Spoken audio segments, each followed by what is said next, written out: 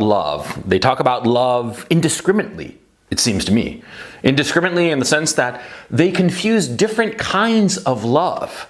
For instance, the love between siblings or friends is vastly different from the love between parent and child, and of course much different from the love between a man and a woman. And so in this video I want to talk about specifically the love between a man and a woman and its three component parts, because it's not just one thing. The imprecision of the word love makes us think that it's a single thing, but it's not. It's actually three things.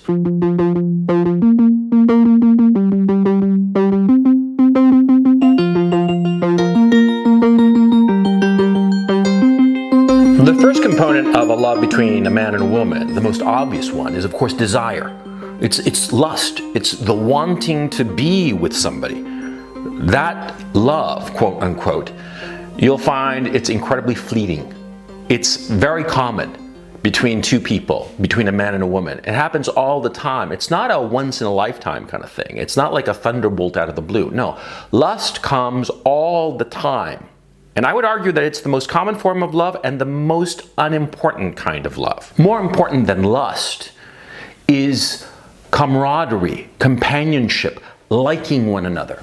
And you've got a friend, a guy friend, and you know, there's no sexual tension, if you will, with the guy, right? But you and he get along really, really well. You like the same movies, you like the same music, you talk about things, and you have differences of opinion, but they're sort of minor.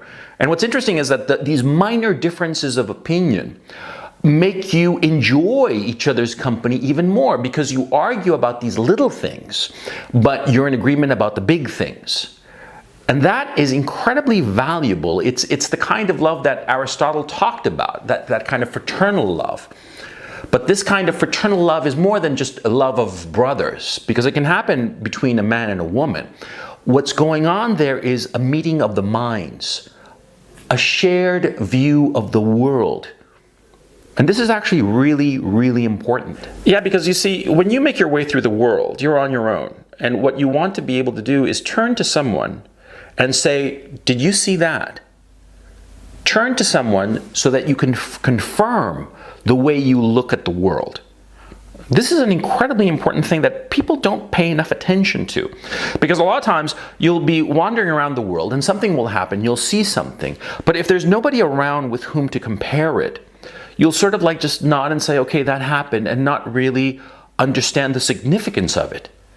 If you're alone and the other person is also alone and you see the same thing, but there's no interaction after the fact, you'll just wander on your way, both of you, not having realized how important the event was. But if you and a companion experience the same thing and you look at each other, I mean, have you noticed, like for instance, you're walking down the street with a friend and a car backfires. It's a big noise, right? And you both jump. And you look at one another. You look each other in the eye as if saying, did you see that? Did you hear that? Did you sense that? Did you experience that? That kind of camaraderie of like seeing the world at the same time in the same way and comparing each other's experiences. That makes the tightest bond between people. It's why Aristotle declared that that kind of love is the highest love of all, the pursuit of truth via reason. What he was really talking about, it seems to me at any rate, is that he was talking about two people who experience reality together and come to similar conclusions about reality. And sometimes they're a little different, but not so different that they're worlds apart. They're just different in a way that sort of like expands your understanding of the world. Now, this is a great thing if you have it with a friend, but it's even better if you have it with the woman that you lust after. And more importantly, that she lusts after you and sees you as the companion who shares a sense of the world with her. You see what I mean? Now, the third component of romantic love is a kind of love that I personally have experienced when I was shooting movies. Yeah, when I was shooting movies on a film set, you had a crew of, 20, 30, 40, 50 people maybe, sometimes even more, and you're all striving towards the same goal. And that kind of experience, well, it's the kind of experience that high school football players experience. Yeah, because they're all working their asses off to win the state final or whatever. The same thing with soldiers in a war. You know, the platoon mates, they're all like working together, fighting together to capture that hill, right? Capture that hill from the enemy and win the war. That kind of shared struggle, where several people, or perhaps just two people, are striving towards a common goal that is very clear to the participants.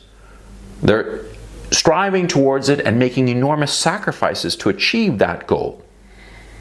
That is the third component of the love between a man and a woman. It seems so to me, at any rate.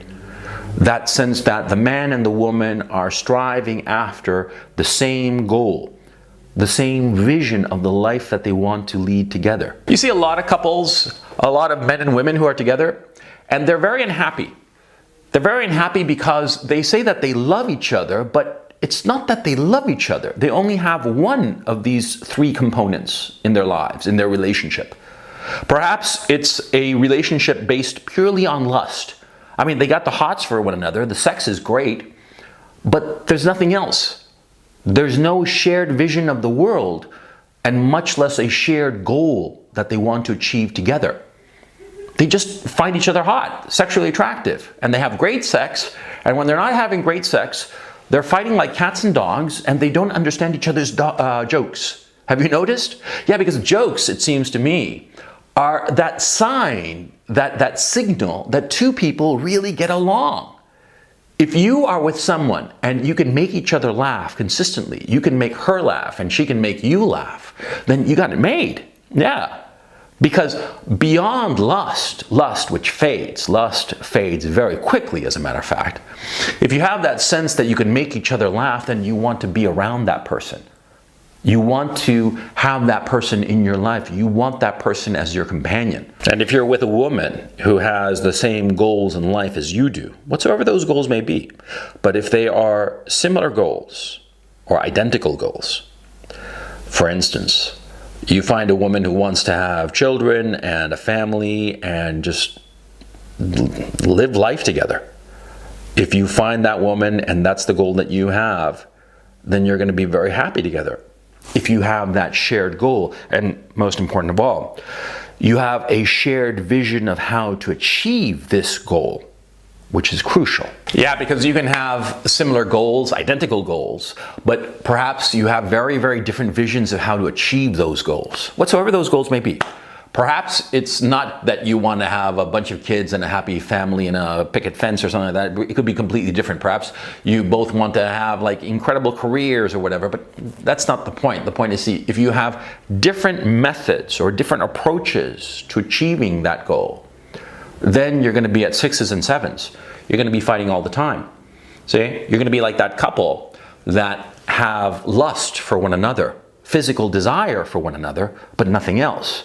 You're just going to be at loggerheads, and it's going to be actually worse because, see, if you both have a shared goal, but you have radically different approaches as to how to achieve that goal, then you're going to be tripping each other up. You're going to be incredibly unhappy because you don't have that sense of like the shared goal on the shared road to that goal.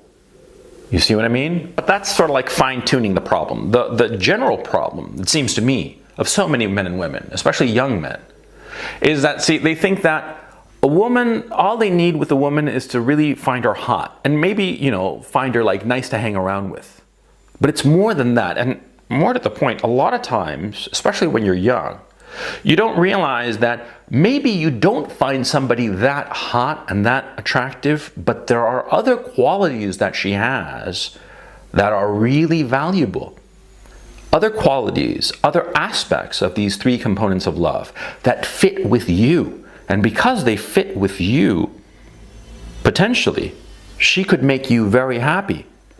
And you could make her very happy. I remember this girl way back when I was like 19, and her name was A.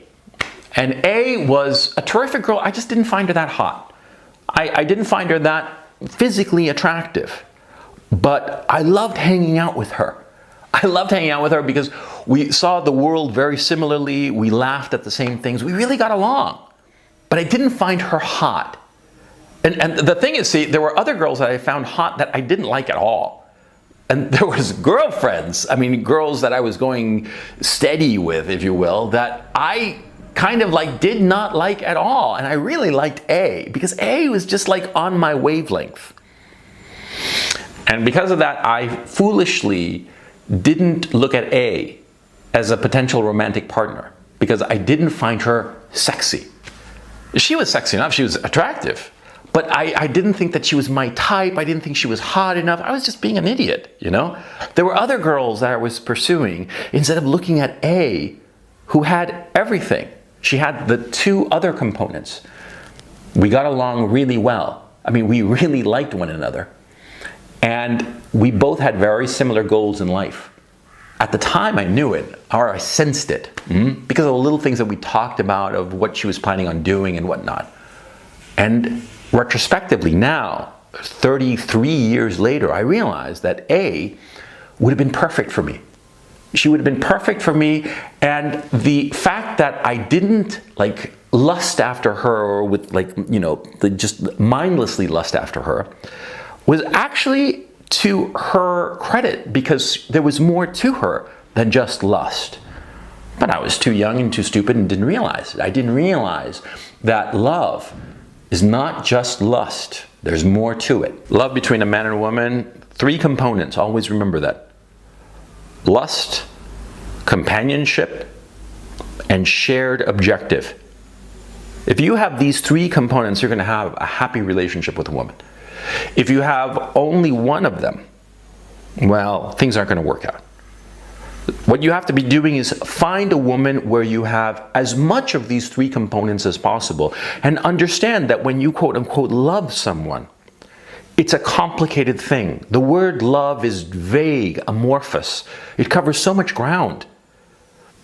But if you're looking for a woman for your life, a woman to have as your partner, it's more than just lust.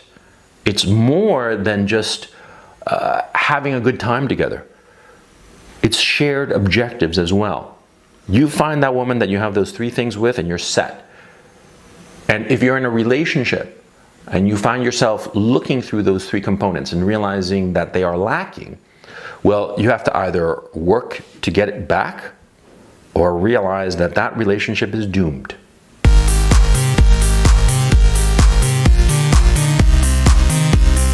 Thanks so much for watching this video. I hope you enjoyed it. And if you're interested in watching more of my content, there are links in the description below.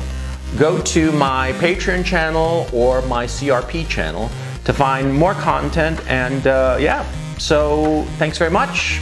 Catch you next time.